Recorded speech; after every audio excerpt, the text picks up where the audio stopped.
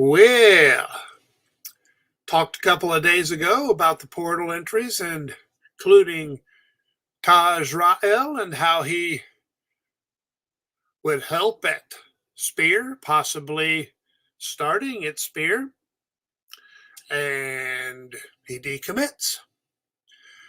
Now, according to Mountaineer Paul, Rael told him that he had a late offer from Miami.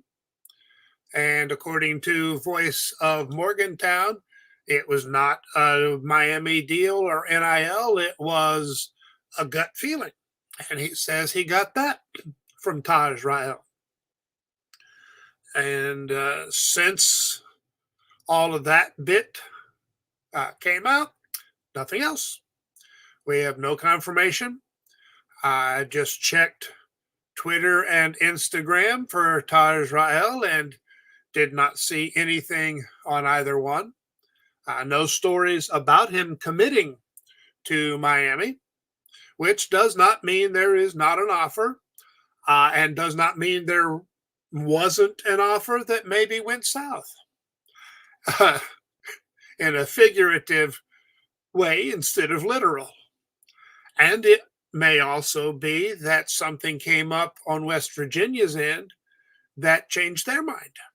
And they would not or cannot, in some respects, tell us that. It's possible that it's another academic situation, something that wasn't spotted until the last moment. Maybe it really is NIL. The school cannot make an NIL deal. They can only discuss the possibilities. And then Rael has to deal, or his agent or whoever, has to deal with Country Roads Trust or some other source. And something may have gone wrong there. Maybe somebody said the wrong thing, gave the wrong impression. Maybe it was a gut feeling. Maybe it was an offer from Miami. And if you came here to get a definitive answer, I can definitely say that I do not know. And my suspicion is that we will never have a reliable, documented answer. Rael will move on. West Virginia will move on. We will chit-chat and gossip about this maybe for a long time. Rael may become another one of those names that gets used as a meme of sorts. We shall see about that. But if he did not want to be at West Virginia, then we are better off, and he is better off not being a West Virginia.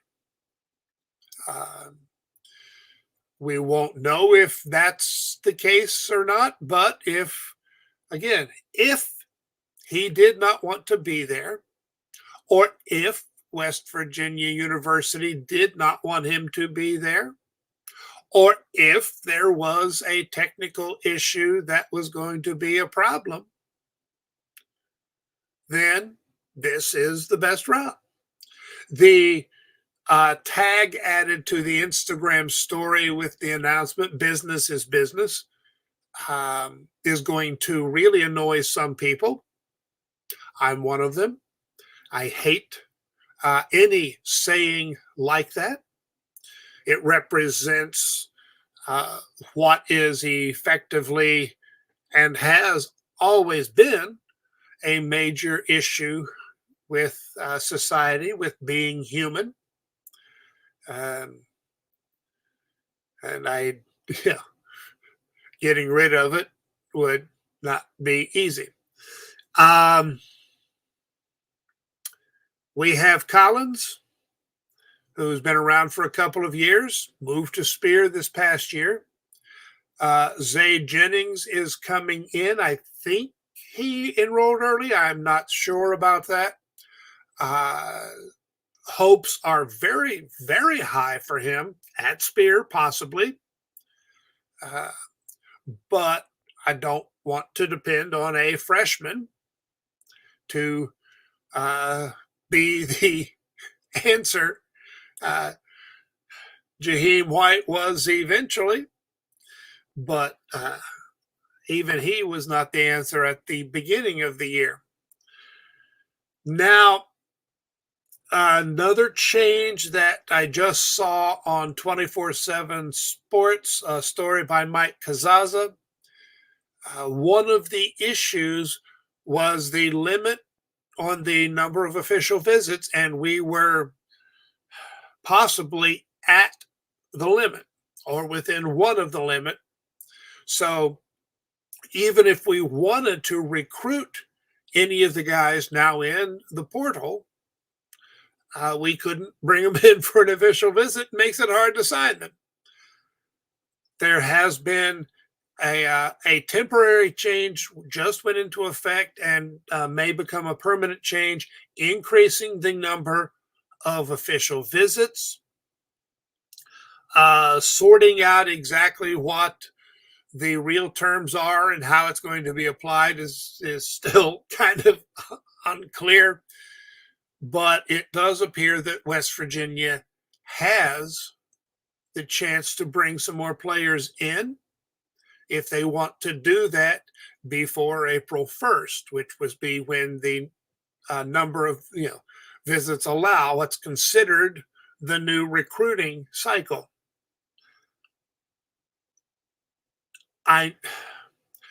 It's kind of almost impossible getting there, not impossible, to bring anybody in and get them in this term.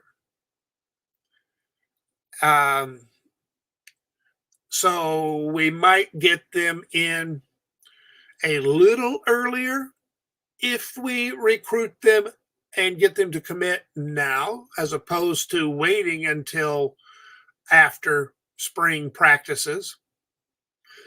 But I don't know how much we would really gain by that. And of course, if you get somebody to commit now, but they can't enter school for a month, 2 months, whatever, 3 months, the chance that they will end up withdrawing and committing elsewhere. Everybody who wanted them is going to keep recruiting. So it's funky. It's the modern world until they not only put some sensible rules in place, but enforce them and make them enforceable legally, so we can get the heck out of the courtroom and back on the playing field where things should be settled. All right. Anyway, it appears that Taj Rael is not going to be a Mountaineer. He was a good-looking prospect. He wasn't perfect. I mentioned coverage seemed to be an issue. If he ends up back at Old Dominion, I would not be surprised. But I also won't particularly be watching. Somebody will probably mention it, and I'll see it there. But that's where things stand. The team and the program are still in good shape. I mean, this is not an, oh my gosh, wringing of the hands, tearing of the hair, what are we going to do situation. This is a, well, my goodness, isn't that weird? And what's for lunch situation. And as I said in the title, where the heck is Scooby Doo or the Scooby Gang when you need them? I think they might have as good a chance of figuring this out as any of us. Of course, for them, figuring it out was always pulling the mask off of the monster and seeing the regular person underneath. And in this case, we're not even sure who's the monster. Let us not turn Rael into that. Let us not turn Miami into that, because we don't know. And, I mean, I'm not fond of Miami. I think some things have gone on between a Miami coach, and West Virginia that shouldn't. But there again, the rules are not enforced. So we will move on. And as going live with this, it is time for lunch for me and the cats. And this afternoon is a very busy crap load to do kind of day. So I'm going to end the stream, set Rael into the past, and take care of business. So long, and thanks for watching. I'll see you again later. There's still several videos I want to do, and I have not answered comments on the last video. I need to get to that. So I have a crap load and a half to do. Better go.